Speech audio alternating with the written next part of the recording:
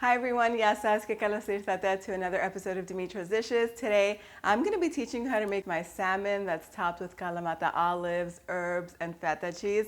This takes 15 minutes just to put together, and it takes another 15 minutes in the oven, and dinner will be on the table in 30 minutes. There's so much flavor in this, you're going to love it. Let's get started making it. Okay, so I have one big salmon fillet over here. You can use any size you like, but this is the one that I bought from my local market. I'm just gonna season it on both sides with salt and freshly cracked black pepper. And then I'll set it aside while I prepare all of the remaining ingredients. So I'm using a red onion, but use whatever you have on hand. So I'm gonna peel the onion and cut it. I'm only using about a third of it. You can use the whole thing if you like more flavor and more sweetness. Just finely chop it and set it aside. And then I'm using pitted Kalamata olives today. And I'm just going to roughly chop those as well and set them aside. I have some grape tomatoes that I had in my fridge. I just want to use them up. I'll cut them in half and just arrange them around the fish, but these can also go on top of the fish too.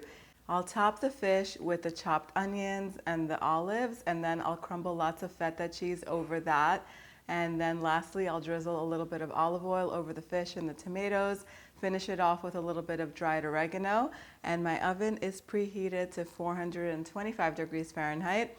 This is gonna go on the center rack and it'll bake for 15 minutes until the fish is fully cooked and everything else is just gonna soften up.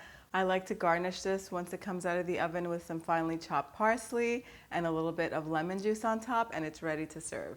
And there you have it, tender, flavorful, super delicious baked salmon that's ready in no time. It's topped with feta and briny Kalamata olives.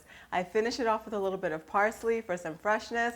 I used grape tomatoes today, but you can leave those out and maybe finely chop some sun-dried tomatoes and put them over the feta with the olives. It'll add more flavor, a little hint of sweetness.